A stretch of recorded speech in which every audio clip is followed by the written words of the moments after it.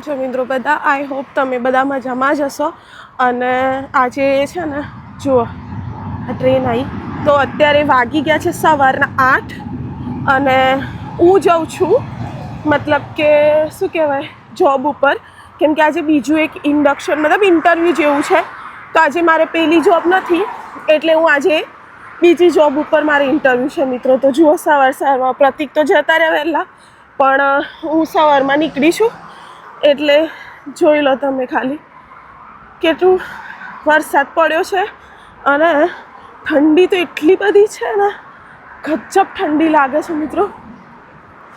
તો જુઓ ખાલી બહુ જ આમ શું કહેવાય, એટલે મેં કીધું વ્લોગ ચાલુ કરું. અને આજે જોઈએ હવે ત્યાં તો 10 મિનિટનું જ હશે, પણ મારે બસમાં જે જવાનું છે ને આજે એ હું તમને બતાવું કે અહીંયા કેટલું અઘરું છે. બસ એમ તો મળી તો જશે, પણ બધે એમ શું કહેવાય વધારે બેસી પેલી બાજુ જવું તો ટ્રેનમાં જવાય, પણ હું બસમાંથી જાઉં છે ને. આ રોડ જો અત્યારે વરસાદે પડ્યો છે અને ઠંડી છે. મારે આની બાજુ પેલી સાઈડ બસ સ્ટેન્ડ છે, મતલબ બસ સ્ટોપ જેવું, તો ત્યાં જવાનું છે. એટલે મેં કીધું હું તમને સવારનું જોઈએ કેટલો ટ્રાફિક છે, કેટલી ગાડીઓ હોય છે સવારમાં, એવું બધું છે. તો મારે છે ને 8 ને 10ની બસ પકડવાની છે મિત્રો, એટલે હું ફટાફટ ભાગું છું. કેમ કે પછી મળે કે ના ખોટી બસ. અહીંયા તો એમ મતલબ ઓન ટાઈમ હોય બસ. જો આ સામે કેફે છે, હવે આ સીડી ચડી અને પેલી બાજુ બસ આવશે એટલે એ સાઈડ જવાનું છે. જો આજે અત્યારે એટલું બધું સવારમાં બિઝી છે ને, કેમ કે બધા જવાવાળા હોય જોબ પર ને સ્કૂલમાં ને, એટલે જો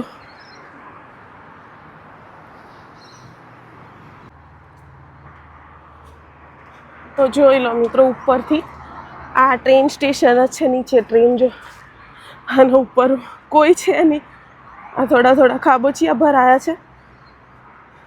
તો એટલે મિત્રો ઓસ્ટ્રેલિયામાં તો શું કહેવાય, રિક્ષા મેં તમને પહેલાં કીધું કે રિક્ષા અહીંયા હોતી નથી. તો પેલી બસથી આવી અને હવે અહીંયાથી જો આ બાજુ છે બસ સ્ટેન્ડ. ખાલી 5 મિનિટના કામ માટે 1 કલાક વહેલું નીકળવું પડે. જો ગઈ ને ટ્રેન, કોઈ બહાર છે નહીં. જુઓ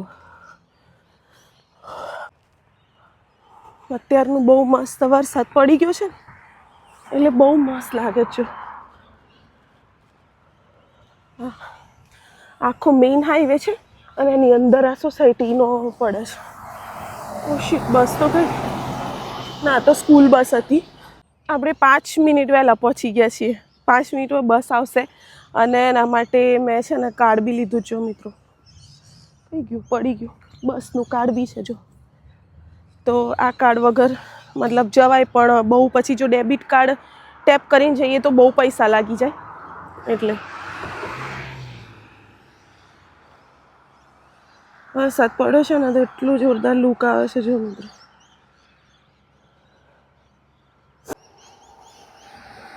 જો કેટલા ઘર મસ્ત બનાવેલા છે બધા. જો આમ ગોવામાં બી આ ટાઈપના ઘર હોય છે એવું લાગે મિત્રો. જોયું તો હવે બસ હું તો ઊભી છું, કોઈ ચકલું નહીં જો આજુબાજુ. તો અમુક વાર તો મિત્રો બીક લાગે, પણ ટેવાઈ જવાય છે, કંઈ વાંધો નહીં આવતો. એટલે મેં કીધું હું છે ને આજે તમને મારી બસની જર્ની બતાવું. તો મિત્રો ઘણા બધા મને કોમેન્ટ કરે છે કે મારે તો ઓસ્ટ્રેલિયા વર્ક પરમિટ લઈને આવવું છે ને અવાય એ બધું અલગ વિડીયો બનાવીશું. અત્યારે મારા તમને હું આ શું કહેવાય ડેઈલી વ્લોગ્સ બતાવું છું. તો મિત્રો કોમેન્ટ કરજો કે તમને ડેઈલી વ્લોગ્સ આવા જો બનાવું કે નહીં, ગમે છે કે નહીં મને કોમેન્ટ કરજો. અને થેન્ક યુ સો મચ મને સપોર્ટ કરવા માટે. જો એક ઓલરેડી આવે છે છોકરી બીજી બસમાં બેસવા માટે. તો જુઓ હું બસમાં બેસી ગઈ હતી અને પછી અહીંયા આ બસ જુઓ મિત્રો સિડની ઓસ્ટ્રેલિયામાં. મેં કીધું તમને બસની જર્ની બી બતાવી દઉં આખી. તો એ દિવસે છે ને મારે છેક મતલબ કે આમ બહુ દૂર નહોતું, ખાલી 10 કિલોમીટર હતું, તો બી મિત્રો મારે 45 મિનિટ થઈ હતી એ દિવસે જવામાં. તમે જુઓ ખાલી આ હું એક જગ્યાએ ઉતરી ગઈ હતી, અહીંથી મારે પાછી બીજી બસ પકડી જવાનું હતું. એટલી બધી મતલબ કહેવાય ને કે જ્યારે તમારી પાસે ગાડી ના હોય ને ત્યારે તમારે બહુ જ મતલબ કે સ્ટ્રગલ કરવું પડે.